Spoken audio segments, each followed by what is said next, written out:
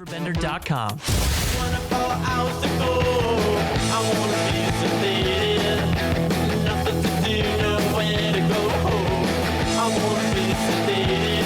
Just put me in a wheelchair, get me on a plane.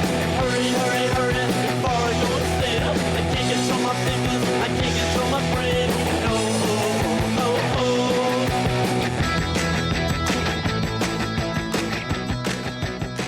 Welcome back. Ready to get out of here. Telling you, it's been a weird couple of weeks for CJ. It's just been a weird, it just leaves you lingering, Yeah. uneasy. Maybe you'll feel better soon once everything's out of your system and things calm down. With that being said, Yes. the Sessler store. Sessel store. Damn. Yes. Sessel store. Bright and bigger and brighter. Yes. There we go. Yeah. We're here now. Welcome to the segment, In Lacy. it. We're in it. Fill me in on what you wrote on this week. Okay. So the Sessel store was in the building. It's right across from the Snyder's building where Fruz is now, where the Telegraph moved their office after their building on Broadway. Mm-hmm. And it was smaller originally, but it was the Armory. And then it became several other things over the years. But in 1907, Maurice Sessel opened Sessel's Alton store just in a corner of that building. And then they kept growing. So in 1914, they leased the additional space on the first floor. They took over the second floor in 1919. And then 1924, they leased the whole thing and did these major, major renovations. So they reopened on March 25th, 1925, and 5,000 visitors came to the store opening. They had their opening between 2 p.m. and 10 p.m. that day. And they gave out 3,000 carnations. It said 3,000 carnations to the ladies and 2,000 balloons to children, but that equaled 5,000 and it didn't include men. So I just said 3,000 carnations and 2,000 balloons. That's cool. Yeah. Well, that's fun, though. Yeah. It seemed like a pretty good celebration then. Yeah. Yeah. And my favorite part, there were two things I just absolutely loved about this story. So I ended up being more excited about some of the little details. One thing that Maurice Sessel did was that he made sure to buy as much as possible locally. So he really, really focused on using local artisans and builders and everything.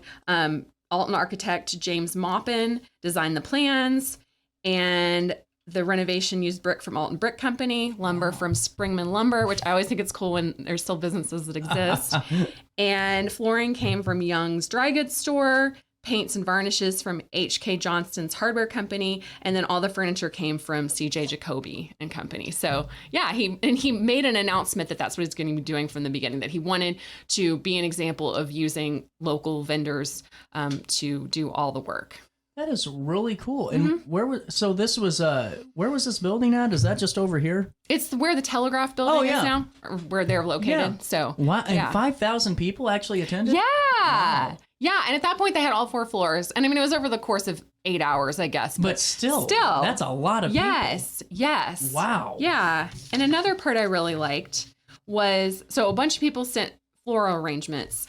It said the day before, so to celebrate. And they had photographer L.B. Kopp come in and take a bunch of photos.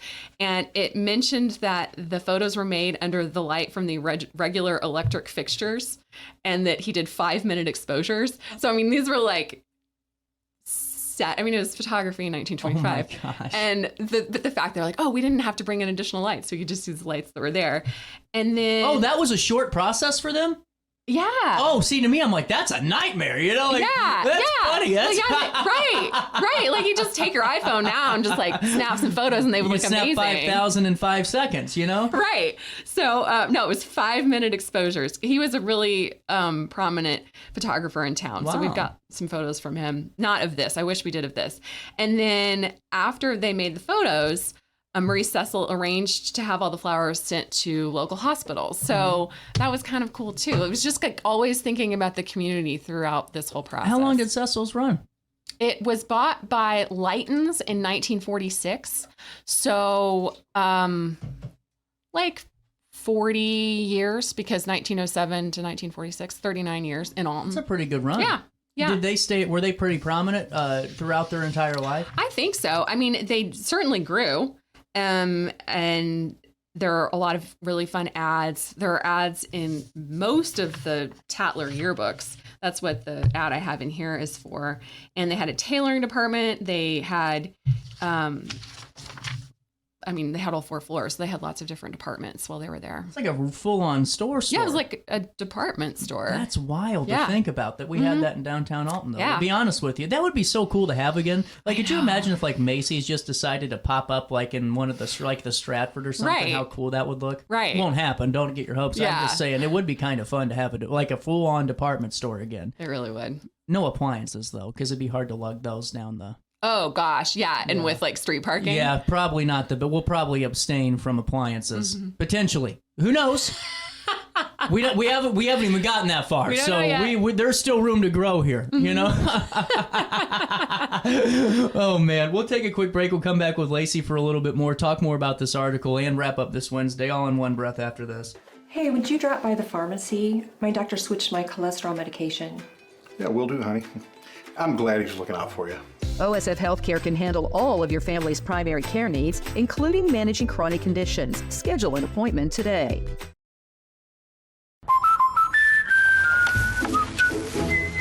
What are you doing? We did our home insurance ourselves, but don't feel protected. So you're building your own American Family Insurance roof line? Yeah, life's better when you're protected under American Family's roof.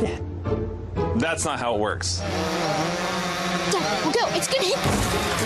See, that's how it works. For real protection, save up to 23% by bundling your home and auto with us.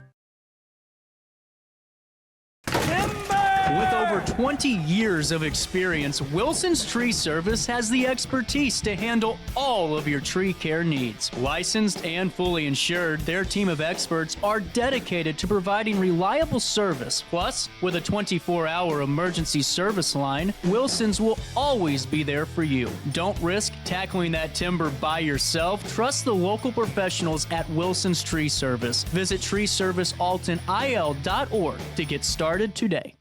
No matter the season, Play It Again Sports in Edwardsville has the gear the athletes need to get in the game. Whether you're shopping for the newest sports equipment or saving money on quality used gear, Play It Again Sports carries what you need to maximize performance to get the most out of every swing, kick, stroke, or shot.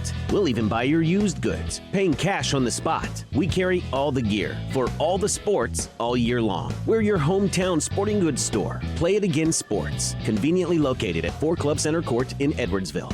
Picture This and More has been a trusted name in the Alton community for more than 30 years, with the last 3 being right here on Broadway. We specialize in quality framing at affordable prices. We also feature works by local artists because we're proud of our community. If you have valued treasures to display and preserve, we're sure to have the perfect fit with our large selection of custom framing and display options. Whatever color, shape, or size, Picture This and More has the look you need. Stop by today and let us help you with your next project. Village Dispensary has the best deals in Godfrey, Illinois with specials 5 days a week. Mondays roll in the week with 20 to 30% off select pre-rolls. Tasty Tuesdays enjoy 20 to 30% off select edibles. Waxy Wednesdays enjoy 20 to 30% off select concentrate and vape brands. Thirsty Thursdays sip and save with 20 to 30% off all drinks. Flower Friday grabs like 3.5 gram flower deals starting at just $20. Village Dispensary, come meet your best buds. You're listening to Our Daily Show with CJ Sessel on RiverBender.com.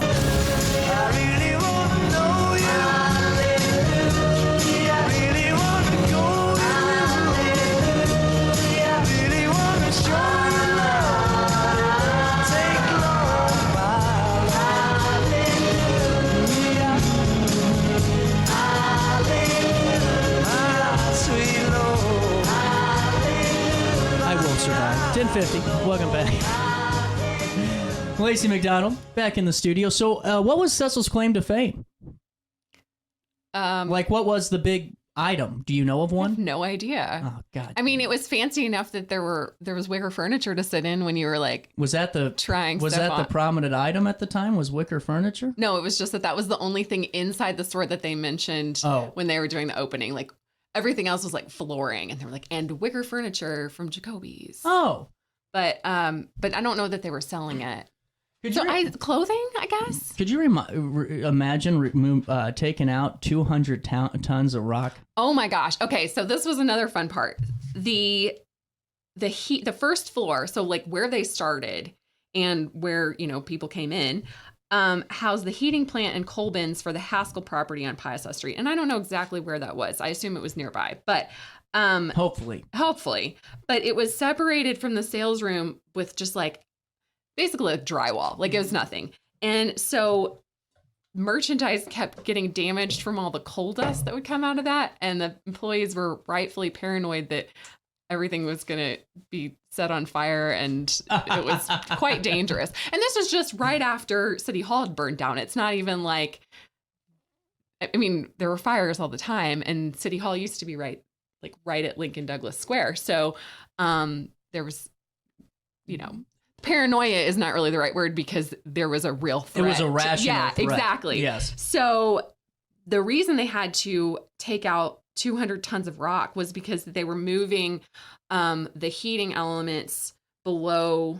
So it was going to be removing the interior heating plant and building a new boiler room under the sidewalk. So they had to remove all the rock because it was bedrock. Mm-hmm. They had to remove all the rock to get the boiler room under the sidewalk. Right. And so, yeah, it was like a thing to do was go watch this removal every day, for people, because it's downtown Alton, and this was like bustling. That's so people true. would like stop and watch it every day. That's actually really fun. Yeah, and I think that they used the rock in a park. I can't remember which park it was. So it took almost a year? Yeah, and they stayed open the whole time. No way. Yeah. Good for them. Yeah, and it was like a major renovation. They did something with every single floor. They had an architect like really drawing up new plans. It wasn't just we'll put up some new walls and paint. It was a renovation. Man, under the sidewalk on the that's a lot that is not an easy feat. Could you even do that today? Like with like zoning and stuff? Like, you know what I'm saying? Like, right. What are the requirements of that? If someone says, hey, I need to just go, dig this sucker up and we got to put something right here on underneath the sidewalk. That would be an interesting city council meeting. Yeah, it would. And they said when they were working on it that they did things to block it off so that no one would get hurt. But I don't know if that was just like a rope, or if it was, what kind of safety. Don't do it. That's what they were doing. Just some guy, don't do it. Right. Don't do it. Right. So stop. But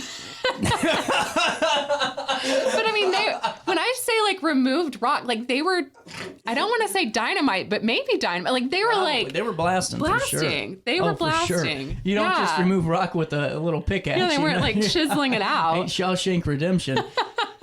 So that is cool though that Springman Lumber Company's still around and all that, and that was around for it. What was your favorite part about writing this one? It kept getting more interesting. Huh. Like when I first started writing it, I was like, okay, this will be quick and easy. It's a store opening, kind of fun. Mm-hmm. And then by the end, I really liked Maurice Sessel, and I didn't know I was going to care one way or the other about him. But I love that when you have a neutral feeling about someone from the past, and the more you learn about them, at least in this context, I don't know what he was like personally, but the more you learn about them, the more you admire them. And I just really love that. So yeah, the focus on buying locally and staying in the community and sending the flowers, and it's cool. All the good stuff never goes away. Yeah. All the good ideas we right bring there. It back. Yeah. I love it. Lacey, thanks for stopping by. You're welcome. We'll take a quick break, and I'll come back for the 30 seconds we're going to be on the air, wrap up, and then I'll send you off to Thursday right after this one.